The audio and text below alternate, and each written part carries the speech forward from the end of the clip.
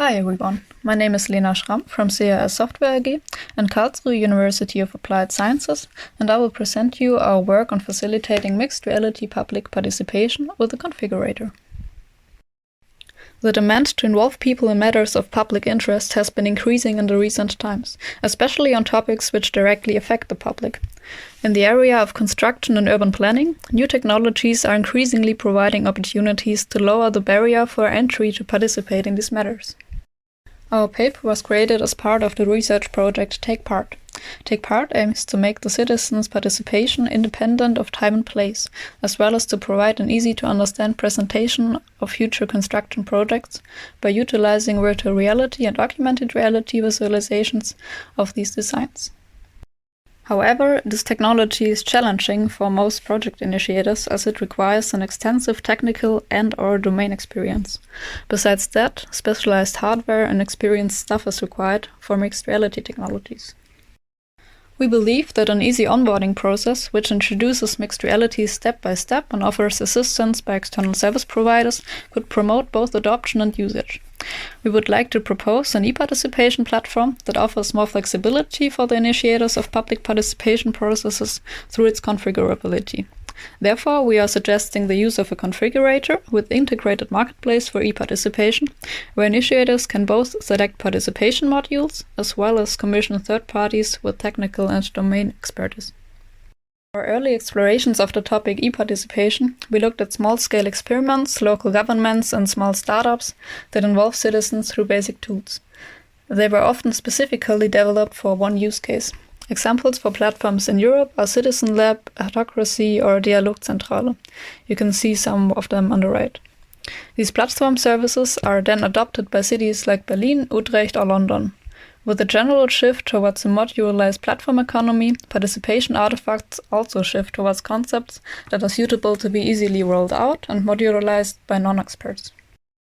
In order to develop a configurator for the participation platform Take Part, we carried out an analysis of successful existing configurators and identified applicable patterns. For that, we used the technique of reverse wireframing to analyze the desired design. The configurator should be as suitable as possible for the project initiators. It needs to have a good usability and therefore be intuitive and easy to use. First, the user should be aware at any time in which step of the process they are situated in, and what has already been configured, which options are still viable, and which attributes of the product are being changed at the moment. The various configuration options should be clearly grouped and, if necessary, divided into steps. Second, to improve support and guidance during the configuration process, descriptive text in the form of tooltips or info pop-ups can be utilized to guide and support the user. For example, an info pop-up can be opened to see a description of the current step.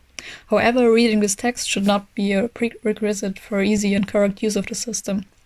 Constraints for the user should be displayed automatically. Matching components should only be shown so the user can choose, or a warning message should emerge showing an incompatibility. Third, to promote usability, intuitive operating concepts such as drag and drop functionalities can be used when appropriate. Another commonly used UX concept is card design, where the focus is on the product image and the headline. Further important information, such as the current total price of the configuration or the individual components, and important technical characteristics should always be available, for example by using an information sheet where needed. Fourth, short loading and waiting times can have a positive impact on the user experience in addition to usability. To achieve a short waiting time, data transfer should be efficient. In the configurator, this can be achieved by loading only new page content and keeping the rest of the layout constant. This concept is implemented, for example, in one-page design, in progressive wrap-ups, or a simple page application.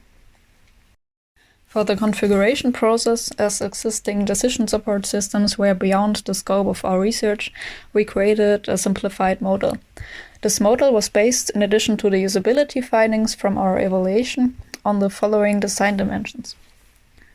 The first dimension concerns the presentation of information. It can be decided that the user of the configurator should be provided with as much information as possible on the topic.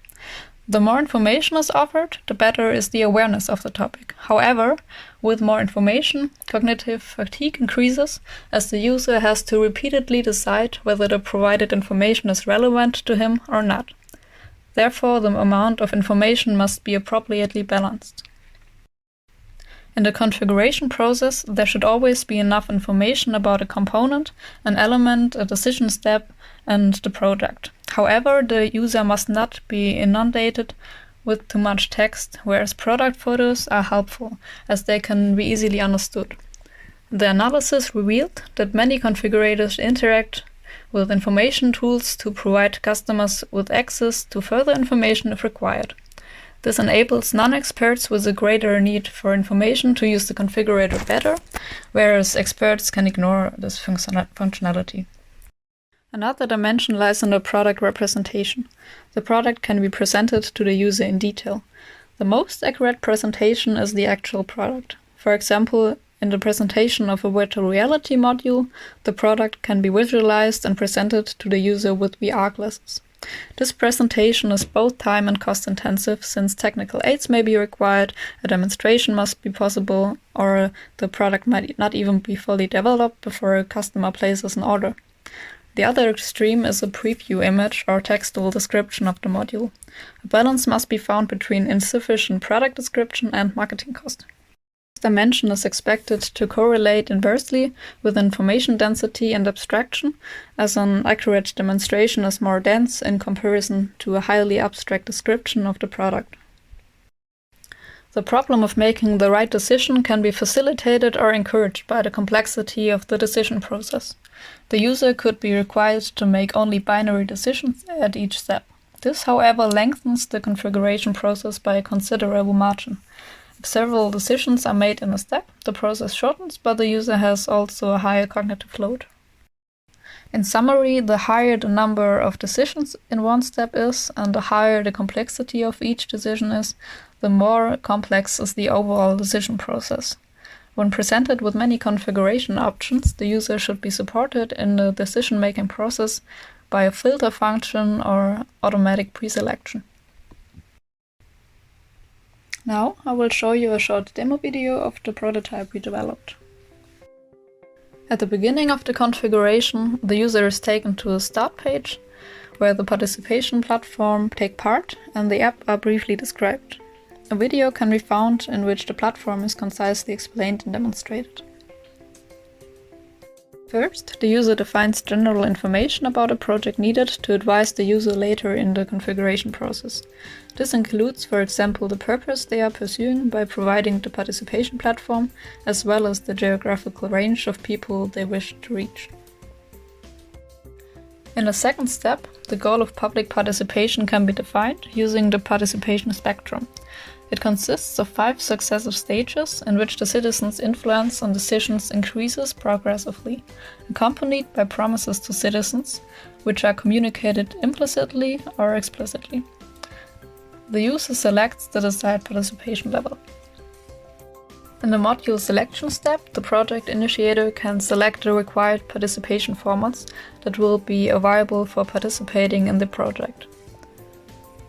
The modules are divided into 2 lists, recommended modules and other modules. The modules can be filtered, for example, by price, interaction options, or participation level. Once matching modules have been selected, their functionalities can be configured.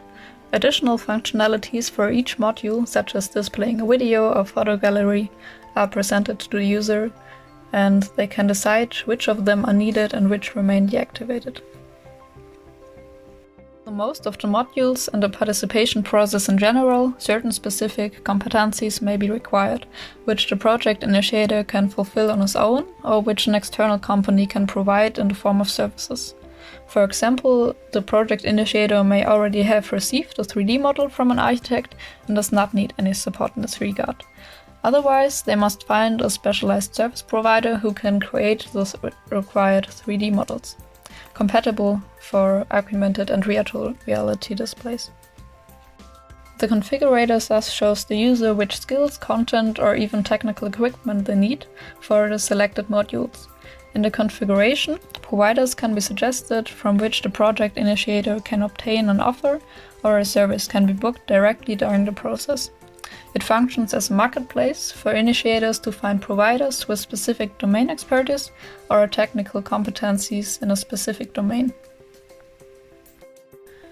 The last step of the configuration process is a summary of the selected components, such as modules, additional functions, or service providers, and the purchase dialog. In order to offer the project initiators more flexibility and assurance, the user can send a non-binding appointment request for a consultation. To evaluate the prototype, 12 semi-structured interviews were conducted with experts from different construction project contexts. Methodically, we followed a research approach suggested by Kaiser. The interviews began with an introduction into Take Part app and MR technologies to make the interviews acquainted with MR. This was followed by concrete questions on specific topics concerning the initial and long-term use of the app. The interviews recognized that the developed configuration process is well accepted by project initiators from the private sector and is suitable for this purpose. The participants rated the prototype as easy to use, well-structured and user-friendly. The interview partners stated that a filter option in the list of viable service providers would be important to them in the provider selection process.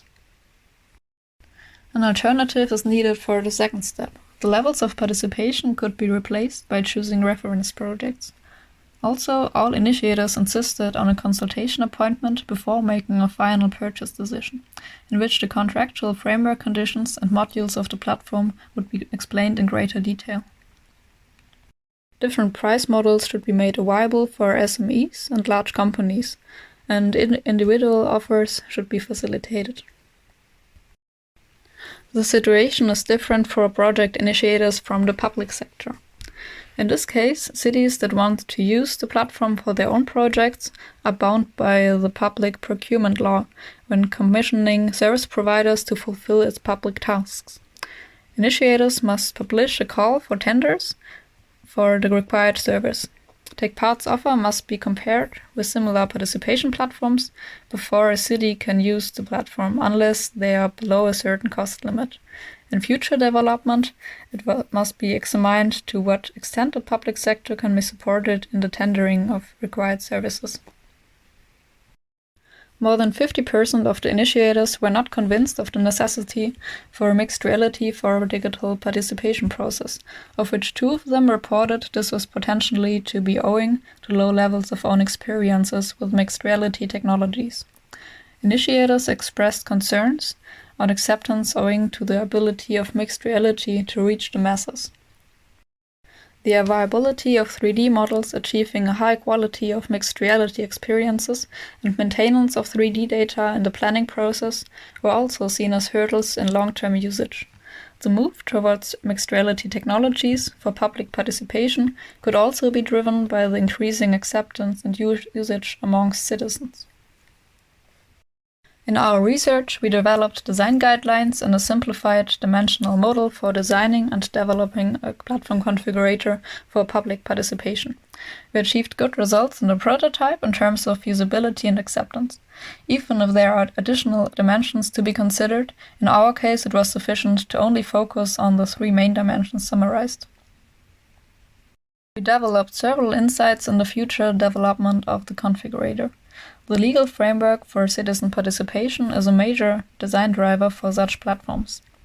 In the future, especially project initiators of the public sector should be able to specify a service description in the configurator, which is then automatically put out to tender. Configurator support and recommendations can be improved by using existing data on participation processes. In future research, also, the effect of the modules and functionalities on participation processes and citizens are needed to be explored. The availability of external service providers through the marketplace reduces the effort for initiators to develop as well as maintain the participation process on the platform. Our configurator concept introduces initiators to the specialized technologies, virtual reality and augmented reality in the context of public participation, which can increase acceptance and use of mixed reality in the long term. Thanks for your attention. If we got you interested, you can find more detailed information in our paper.